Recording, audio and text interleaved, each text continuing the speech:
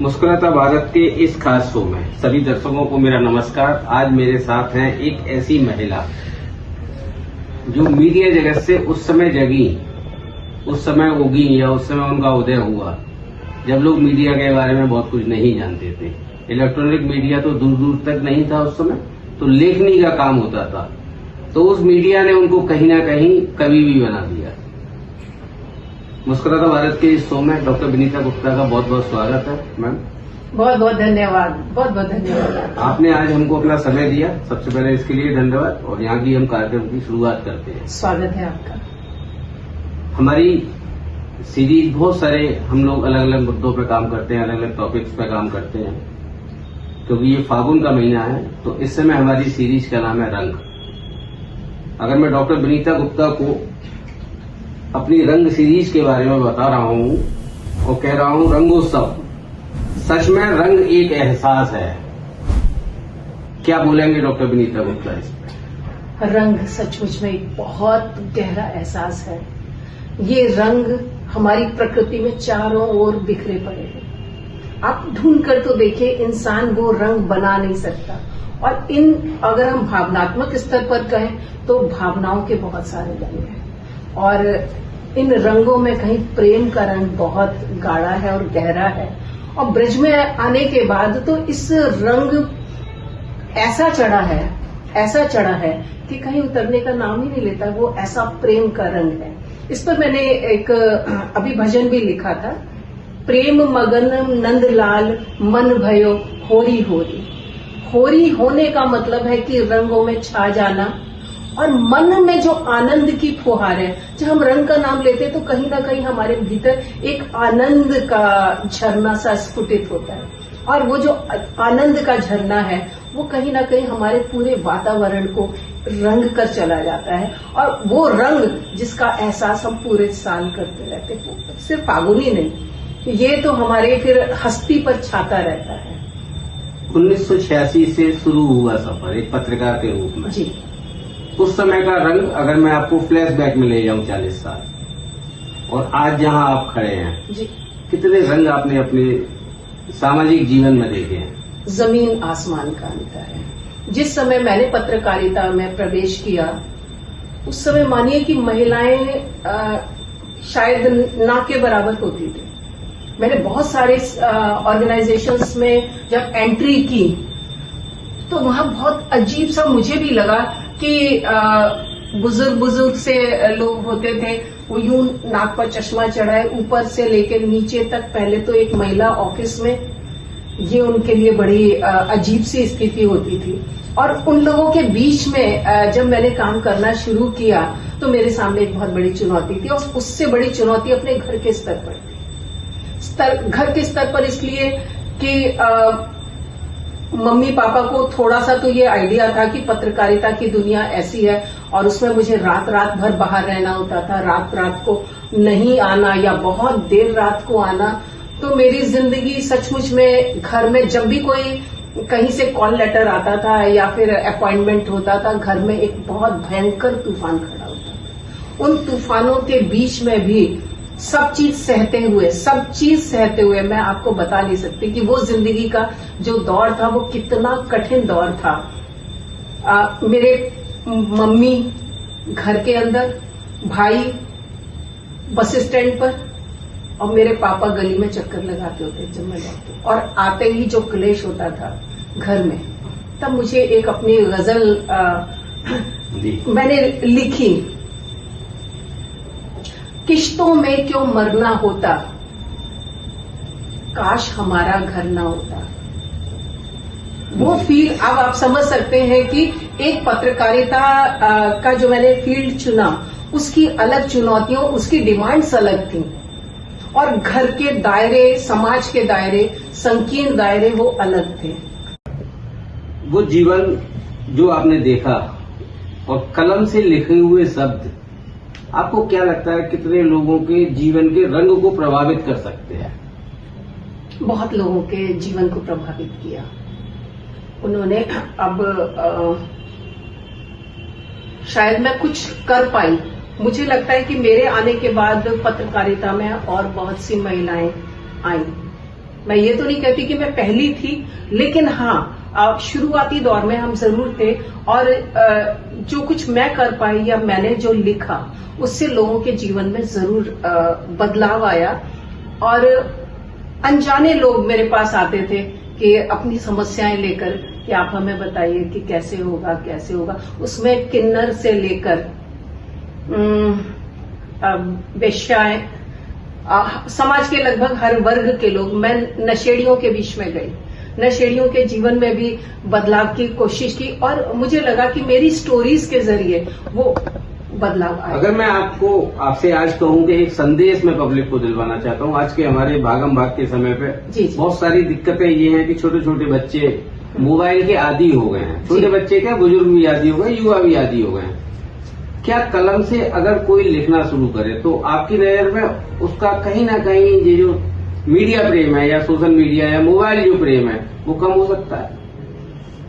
लिखने की आदत, आज हम कहते हैं ना, अरे तुम तो बड़े पढ़े लिखे हो, तू पढ़ा लिखा है नहीं भाई, पढ़े तो हो तो पर लिखे नहीं हो, क्योंकि लिखते ही नहीं हो। लिखने से क्या बदलता है? लिखने की पहले तो आदत डालनी चाहिए। कैसे पढ़ेगी? अब वो कैसे बदलेगी?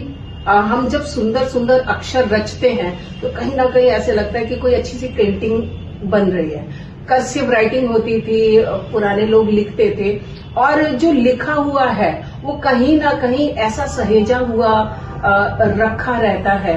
आप देखिए तुलसीदास अगर नहीं लिखते तो तुलसीदास जी की रामचरितमानस मैंने ओरिजिनल अपनी फिल्म में भी शूट की, तो उनकी लिखी हुई भोपाल के म्यूजियम में रखी हुई है। तो लिखने का तो बहुत महत्व है और मुझे लगता है कि शायद एक समय ऐसा आएगा कि जब लोग दोबारा लिखने की ओर लौटेंगे। उसका फन अलग है, उसका मजा अलग है। अक्षरों से जो चित्र बनते चले जाते हैं उनका आनंद अलग है। आपने बहुत सारी पत्रकारिता करी और अभी बातचीत में आपने बताया कि सियाचिन बॉर्डर पे भी आपने पत्रकारिता की, वहाँ बहुत सारी। मैं बर्फ से बहुत प्रभावित रहता हूँ। बर्फ हम बुलंदियों पे भी देखते हैं, जब सूर्य की किरण पड़ती है तो वो सोने की तरह चमकती है, और जब वो पिघलती है तो वो जमुना, गंगा के रूप में या जमुना के रूप में निरंतर बहती है, जो कहीं ना कहीं लोगों को जीवनदायिनी बनती है।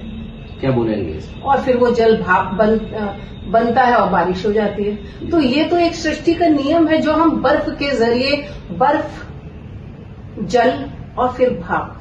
आप देखिए, ठोस, जल और फिर भाप। कामायनी, जयशंकर प्रसाद जी का कामायनी का जो शुरुआत होती है, ऊपर जल था, ऊपर हिम था, नीचे जल था, एक तरल था एक विरल, एक तत्व की ही प्रधानता, कहो उसे जड़ या चेतन।